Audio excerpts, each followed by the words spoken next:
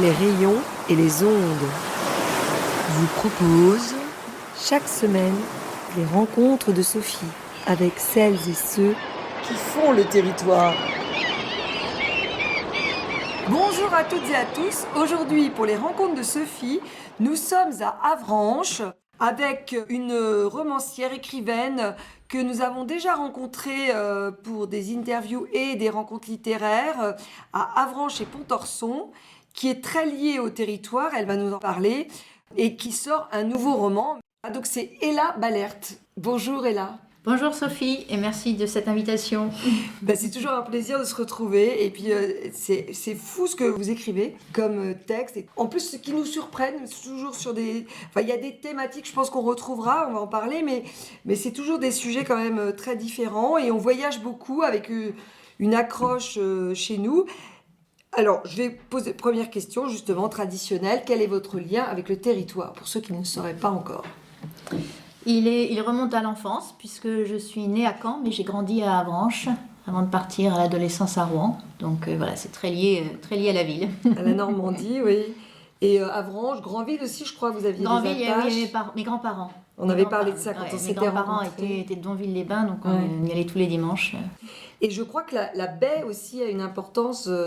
Oui, parce que comme on habitait juste à côté du Jardin des Plantes, dans ce qui s'appelait à l'époque la rue du Gaz, et voilà, donc on accédait au jardin par un petit trou dans la haie, et donc on avait le Jardin des Plantes et la vue magnifique sur la baie, sur la Sélune et du jardin, qui était presque notre jardin. Et j'ai un rapport très particulier avec Tomblaine dans la mesure où, et ça je l'évoque dans mon livre sur le choix d'un pseudonyme, puisque Ella Balert est un pseudonyme que j'ai choisi avec la parution de mon premier livre, mon premier texte en revue. Et donc mon nom de famille est très lié à Tomblaine. Et donc ça j'en parle évidemment beaucoup. Je parle beaucoup d'Avranches et de la baie dans ce texte sur... mon pseudonyme, le choix du pseudonyme. Oui, alors c'était votre dernier livre. De Plume et d'Ailes, oui. Et que vous aviez présenté d'ailleurs, on s'était retrouvés à Granville justement au Salon du Livre. Festival, oui. L'été dernier. Oui, absolument. Oui, on en avait parlé à ce moment-là. Donc là, c'est pas un roman, d'ailleurs c'est un livre inclassable parce que c'est... C'est un abécédaire sur la pseudonymie littéraire. Donc je raconte de la lettre A à la lettre Z. Je raconte des épisodes qui ont pu expliquer dans ma vie le choix d'un pseudonyme à un moment donné et les raisons de ce pseudonyme-là en particulier. Mais au-delà de mon expérience personnelle, je convoque beaucoup d'écrivains contemporains ou passés qui ont fait le choix d'un pseudonyme. Et j'interroge le rapport au réel qu'on a quand on vit sous un autre nom que celui qu'on a reçu. Et beaucoup de femmes aussi, d'écrivaines et de femmes dans votre histoire, sous votre plume. Et en fait, on pourrait, alors sans faire le détail, mais quand même rapidement, parce que maintenant, vous avez quand même, on a un beau rayon de bibliothèque avec vos livres. On pourrait raconter que vous avez écrit... Vos premiers livres, c'était pour la jeunesse ? Oui, en fait, j'ai démarré, c'était en 97, avec un livre pour la jeunesse, effectivement, qu'on trouve toujours, La lettre déchirée, il est toujours réédité. Et je confirme qu'il marche très très bien en 6e, 5e. Hein, et ça aborde des sujets qui peuvent toucher beaucoup d'enfants. Oui, sur la difficulté de l'apprentissage de la lecture, sur l'échec scolaire, sur la solitude, oui, sur la difficulté. Les histoires de famille aussi. Les secrets de famille, oui, absolument. Donc ça, c'était mon premier texte. Et la même année, en fait, j'ai publié mon premier recueil de nouvelles pour adultes. Mais effectivement, j'ai publié quelques livres pour la jeunesse. Bon, depuis 10-15 ans, je n'écris plus trop pour la jeunesse. Maintenant, je suis concentrée sur la littérature générale. Et vous avez écrit donc un autre recueil de nouvelles, Poissons rouges et autres bêtes aussi féroces. Donc là, c'est sur les animaux, enfin c'est en lien avec des humains.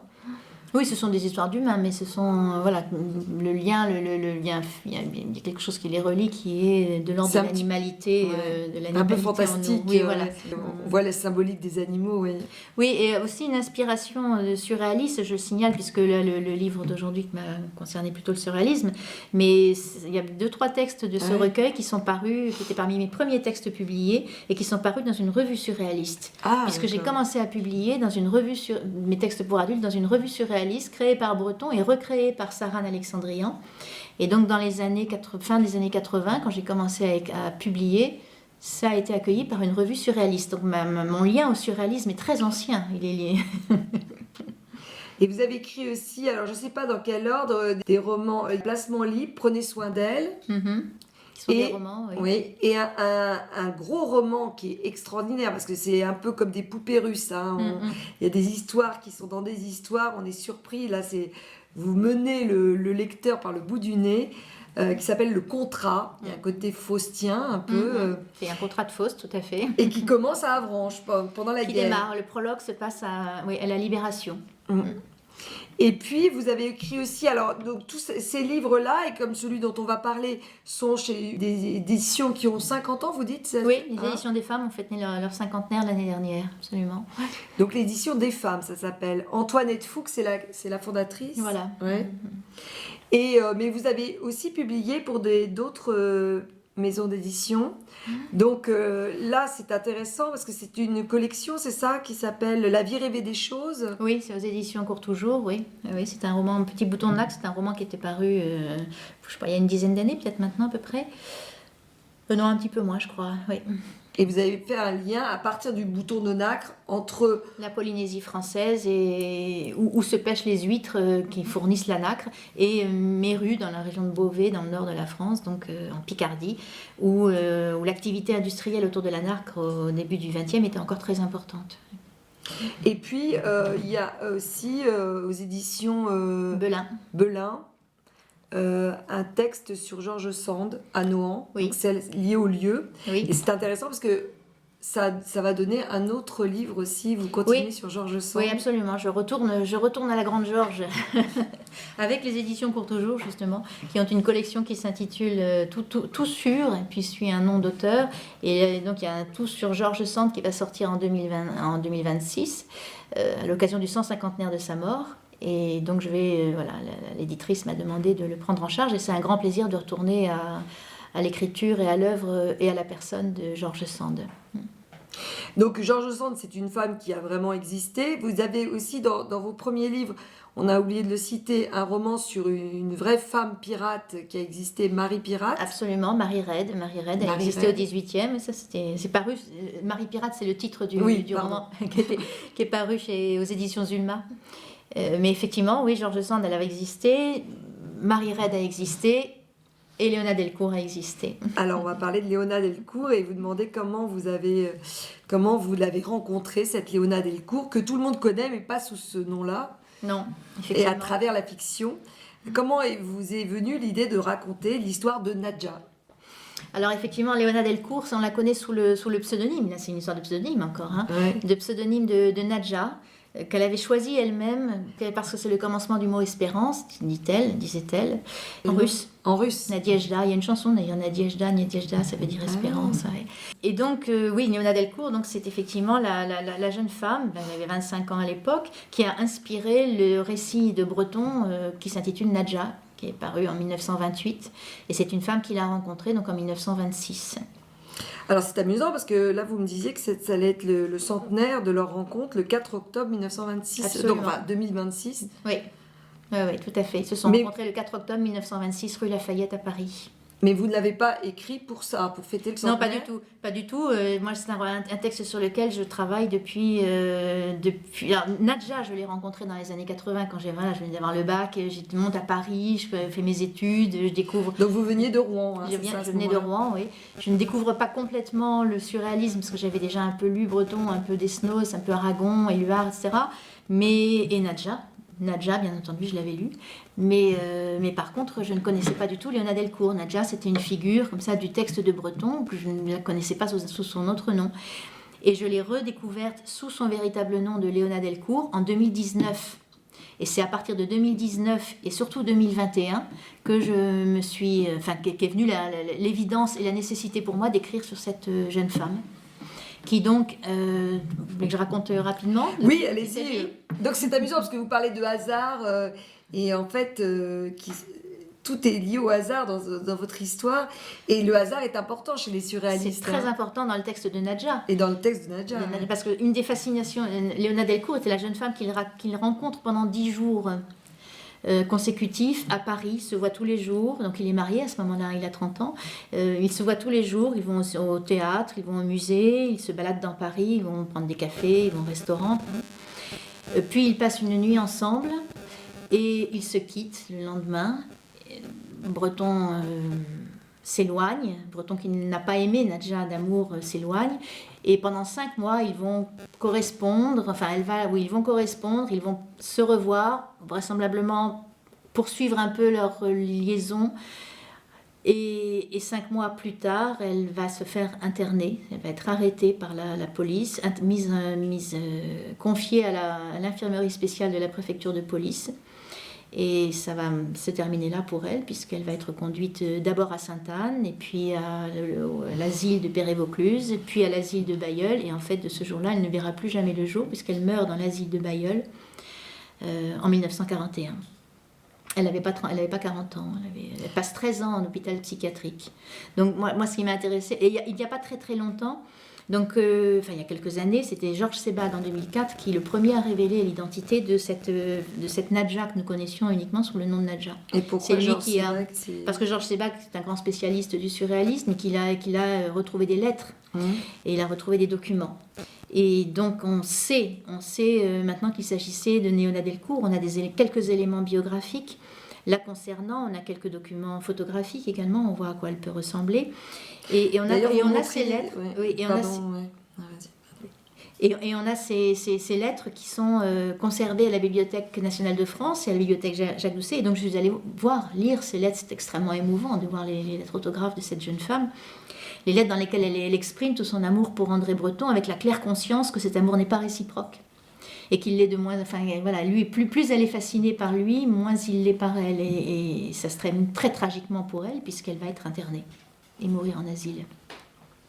Mais donc moi, en 2019, ce qui se passe, c'est que je suis en résidence d'écriture dans le Nord, à la Villa Yourcenar, près de Bailleul, et c'est à Bailleul qu'elle est enterrée, et c'est à Bailleul qu'elle a été, donc il y a l'hôpital psychiatrique qui existe toujours, où elle a vécu donc pendant 13 ans. Et à Bailleul, pendant que j'étais à la Villa d'Ursena, j'entends parler de cette Léona Delcourt. Évidemment, ça réveille mes souvenirs de Nadja, puisque Nadja avait été une lecture extrêmement importante pour moi au début. C'est parce que, encore une fois, j'étais très liée au surréalisme, je découvrais tout à la fois, le Paris, j'allais bientôt publier dans cette revue surréaliste, je découvrais les passages parisiens, je découvrais quelque chose d'absolument merveilleux, un rapport merveilleux au réel, et ça allait avec le mythe de Nadja que je portais en moi et le souvenir de cette lecture très marquante. Je portais une cape comme elle, j'avais du col sur les yeux comme elle. Enfin, et oui, parce qu'il y avait, pour moi, c'était, parce que Nadja, qu'est-ce que c'est dans le texte de Breton? C'est la muse, c'est la femme par excellence. Elle incarne toutes les valeurs importantes pour le surréalisme, c'est-à-dire la liberté, la poésie,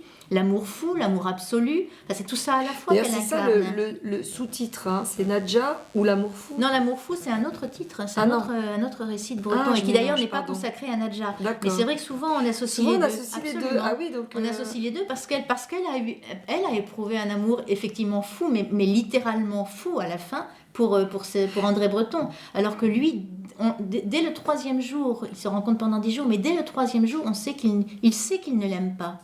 Et il sait qu'il a de plus en plus d'emprise sur elle et elle est de plus en plus fascinée par lui et qu'elle se met en son pouvoir, il le sait.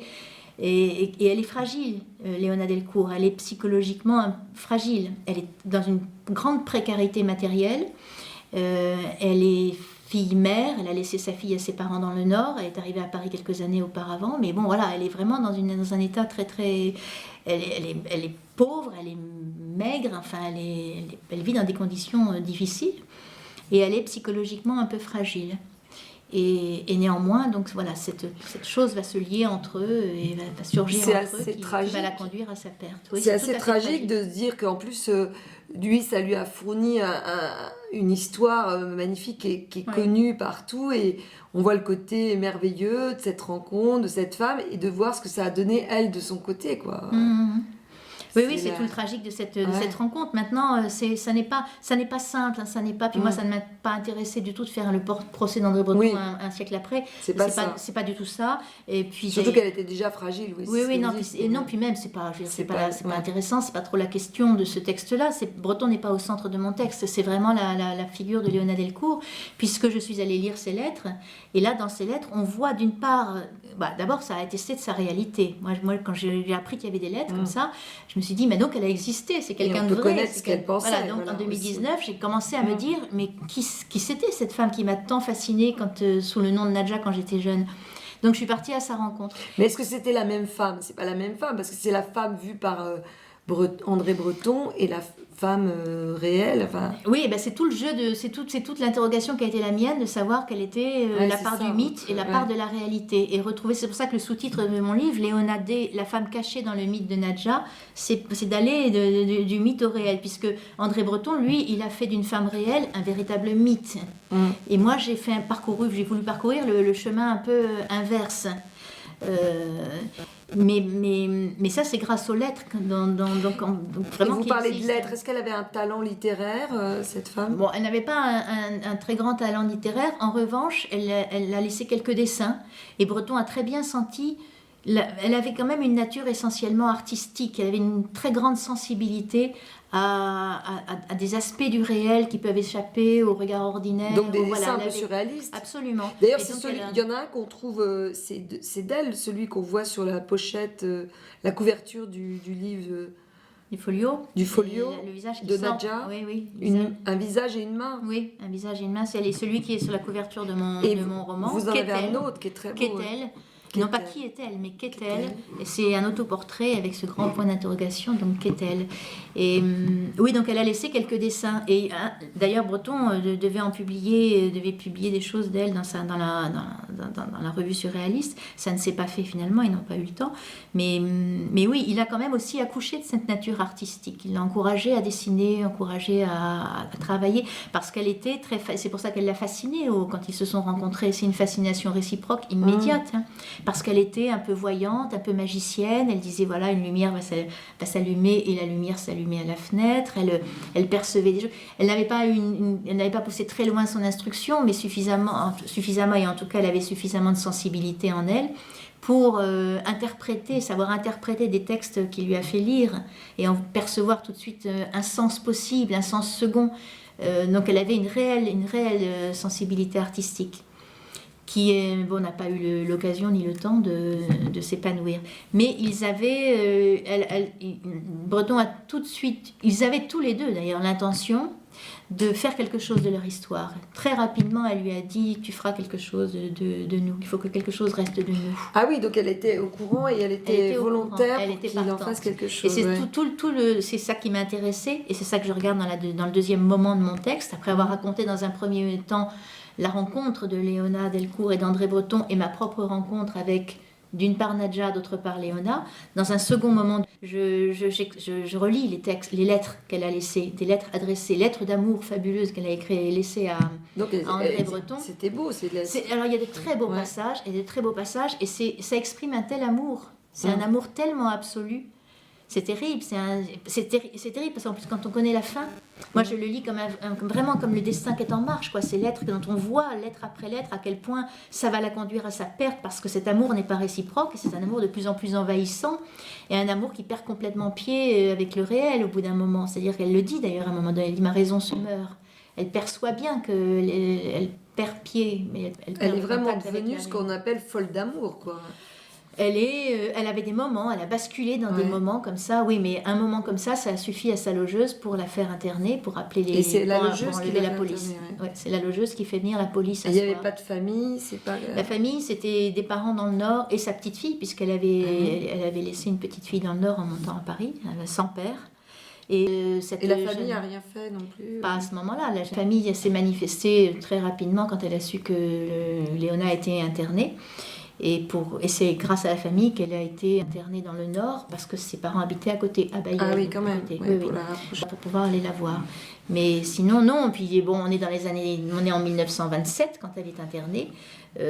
Et là, une jeune femme marginale, pauvre, sans appui, sans argent, un peu délirante, qui crie mort aux vaches, avec un côté un peu anarchiste, à l'époque quand même où il y avait Germaine Bertrand aussi, le procès de cette femme anarchiste que les surréalistes avaient défendu. Donc dans ce contexte-là, elle n'avait absolument aucune chance d'en sortir. On pense quand même si c'est pas du tout la même chose, mais Camille Claudel quand même. On pense aussi au sort de Camille Claudel, oui, absolument. C'était la même époque, non? Camille Claudel est morte la même année, oui. Ah oui. Elle a été internée plus longtemps, mais elle est morte en 1941, comme 45 000 malades mentaux dans les asiles psychiatriques. Qu'on a laissé mourir de faim, c'est ça? Alors là, ça dépend, ça dépend des versions. Oui, bon, il y avait cette idéologie nazie de laisser mourir les êtres, les personnes, faibles. Est-ce que le personnel hospitalier de Bailleul, non, je dirais pas ça. Je ne vais pas porter cette accusation-là du tout. On ne sait pas exactement si elle est morte d'un cancer ou si elle est morte affamée dans son hôpital, comme beaucoup de malades mentaux de l'époque. Parce qu'à l'époque, de toute façon, il ne s'agissait pas pour le personnel hospitalier d'affamer. Ça ne correspondait pas forcément. Mais ils n'avaient pas forcément mais il n'y avait pas forcément. Parce que les terrains étaient réquisitionnés, parce que la terre ne produisait plus, parce qu'il n'y avait rien. Il n'y avait pas le personnel, il n'y avait plus les outils, il n'y avait plus rien en fait qui permettait de nourrir. Donc on ne sait pas exactement les conditions de ça, mais ce qu'on sait, c'est qu'elle est morte comme 45 000 malades mentaux de l'époque dans son asile. Ça, c'est une partie extrêmement documentée. Je me suis rendue sur place dans les différents asiles, j'ai beaucoup lu, j'ai interrogé un psychiatre, j'ai vraiment travaillé de près l'état de la psychiatrie des années 30 qui était épouvantable. On n'avait pas encore inventé les neuroleptiques, on n'avait pas encore inventé les médicaments, donc c'était terrible ce qu'on imposait aux malades. Donc c'est un roman qui parle d'amour, de folie, de Paris, et puis ensuite qui continue dans le Nord, à Lille, c'est ça? Oui, c'est ça, parce que votre question initiale c'était comment je l'avais rencontré, donc ça c'était en 2019 quand j'ai découvert qu'il y avait des lettres, et quand en 2021 je me suis retrouvée de nouveau à Bailleul, à la Villa Yourcenar, parce que j'étais en visite là-bas. Là, je suis allée voir la tombe, que je n'avais pas eu le temps de faire en 2019. Voir la tombe de Léona Delcourt. J'avais pris le livre de Breton avec moi et j'avais imprimé sur Internet quelques lettres, puisque j'avais entre-temps donc découvert qui c'était. Et devant la tombe de Léona Delcourt, j'ai eu un effet de réalité absolument saisissant, puisque j'ai vu la sépulture et je me suis dit, bon, il y a quelqu'un en dessous qui est enterré là. Donc il y a quelqu'un qui a vécu. Elle vous a appelé, quoi. Ah, mais complètement. Ah, oui. Et alors ce qui est incroyable, et c'est ce que je raconte dans le livre, c'est les signes qui m'ont conduite, mais comme une évidence, mais une absolue nécessité d'écrire sur elle. Vu mon parcours de vie et mon parcours d'écriture, à ce moment-là, en 2021, il fallait absolument, tous les signes me le disaient, que j'écrive sur elle. Il fallait faire attention à ne pas trop vous identifier. Ça a été une des difficultés. Ça a été une des difficultés de l'écriture, de garder. Ça a été un texte difficile à écrire pour des tas de raisons, mais notamment pour celle-ci, qu'il fallait en effet garder une certaine distance par rapport à mes propres problématiques. En plus, vous sortiez d'un roman, d'un livre qui parlait de vous un peu, de vos pseudos, etc. Et donc il y avait des thèmes communs. Il y avait absolument des points de rencontre, des points de contact, des choses aussi autour de la folie, autour de... Oui, bien sûr. Et puis encore une fois, de cette surréalité du rapport entre le réel des faits et puis la réalité des rêves, la réalité onirique, enfin tout ce jeu sur les différentes réalités sur lesquelles j'écris depuis un moment, ça se concentrait, ça convergeait vers ce texte. Et là, on est vraiment dans une écriture surréaliste avec ces hasards. Oui, parce que vraiment, c'est bien ça qui m'a conduite jusqu'à elle. C'est ça, c'est une succession de ce qu'on appelle les hasards objectifs et que moi je rebaptise correspondance sélective. Mais enfin, c'est ça, c'est bien ces coïncidences incroyables qui mettent en relation des éléments du réel et qui produisent un effet incroyable quand on s'en...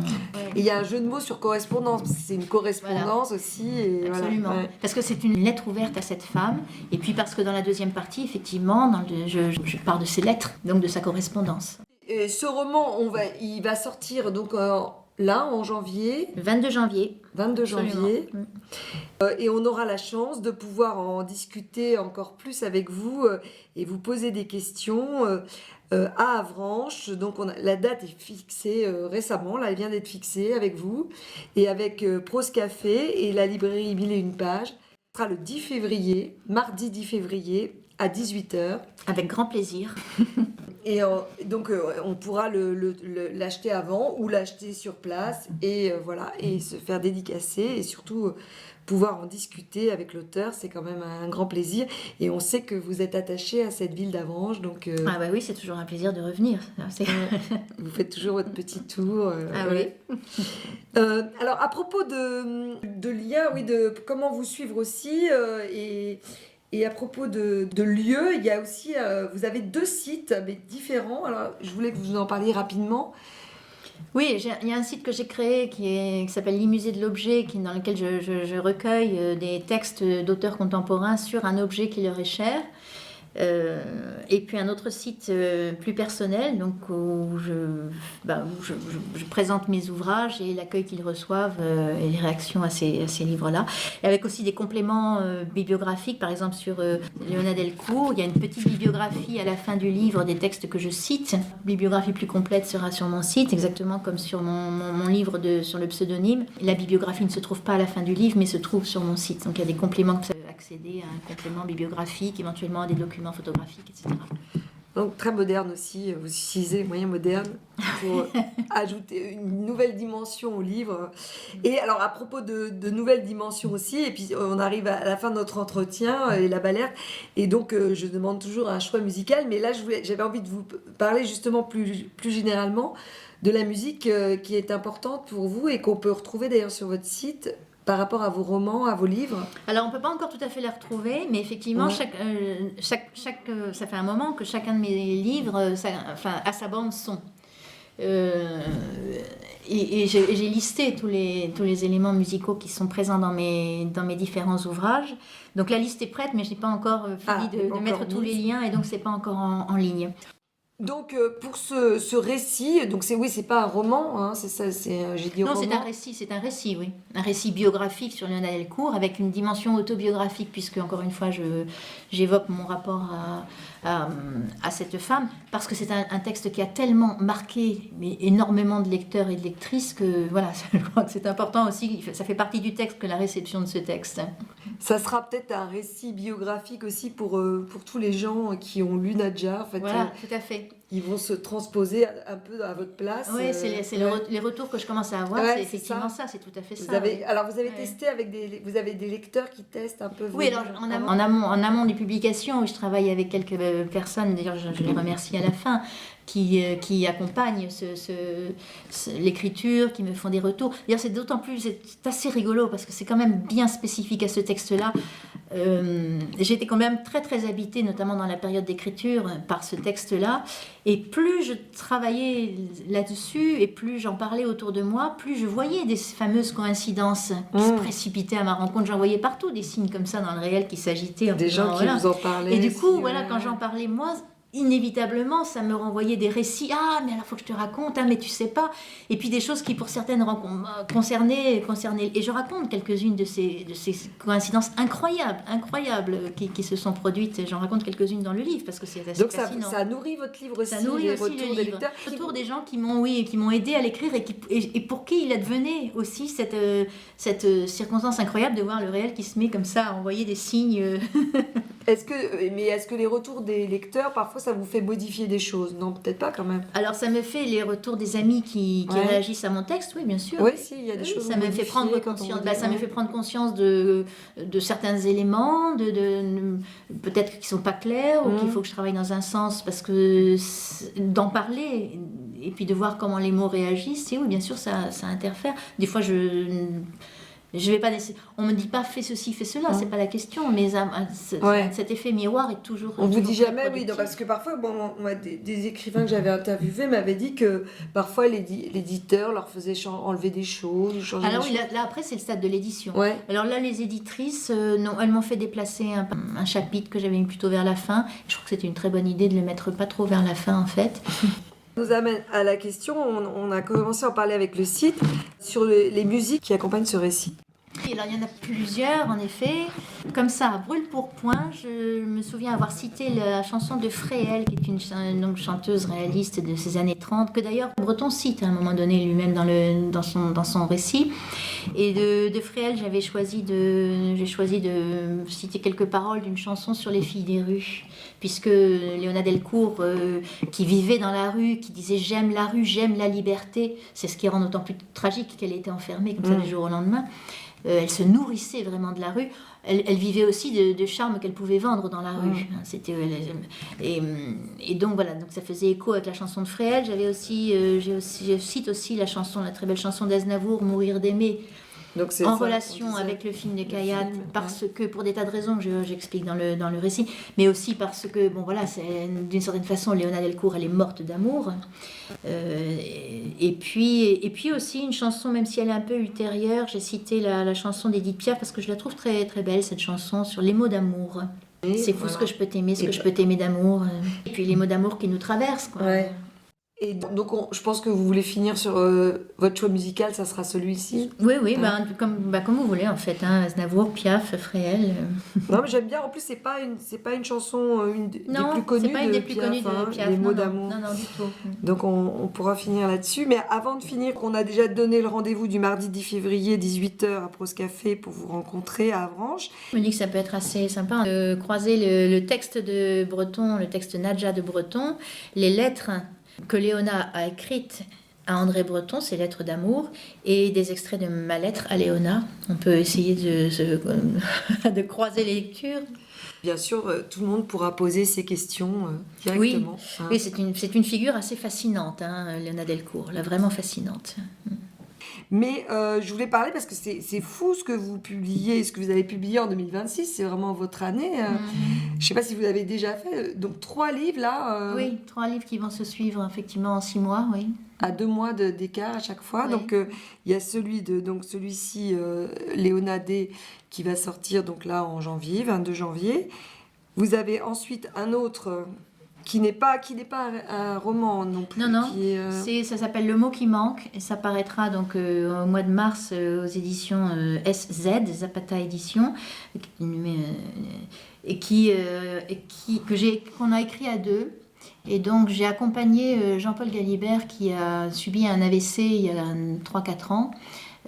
Dans sa guérison, j'ai accompagné dans sa guérison, et donc c'est le récit, c'est sous-titré Le journal d'un AVC, et c'est le récit de sa récupération du langage, de sa récupération de son autonomie langagière, parce que c'est quelqu'un qui avait travaillé sur le langage et qui a été frappé d'aphasie à la suite de l'AVC, au cœur même du langage. Donc je me disais comment, en plus avec la réflexion qui était la sienne sur la question du langage, comment on récupère tout ça, et c'est un texte qu'on a voulu très optimiste, puisque c'est le choix d'une guérison quand même. Et puis on revient à Georges Sand, on disait au début. Voilà, absolument. Avec le livre dont vous nous avez parlé, aux éditions Court Toujours. Court Toujours, oui. Tout sur Georges Sand ou presque, aux éditions Court Toujours, ça ce sera en mai. Et donc ce sont des miscellanées, c'est pas un essai linéaire en 3 parties, ce sont vraiment des paragraphes qui rapportent énormément, qui abordent l'œuvre et la personnalité de Georges Sand sous beaucoup d'aspects. Différentes facettes, avec aussi des rencontres de spécialistes et énormément d'iconographie. Bah écoutez, bravo pour tout ce que vous faites, et on a hâte de vous rencontrer en vrai à Avranches, et merci pour cet entretien exclusif. Et bien donc on va se quitter, je vous laisse le dire, avec votre choix musical. Édith Piaf ? Allez, c'est parti, Édith Piaf. Les mots d'amour. C'est fou ce que je peux t'aimer. Merci beaucoup Sophie. Merci Ella Valère. C'est fou ce que je peux t'aimer, ce que je peux t'aimer des fois je voudrais crier.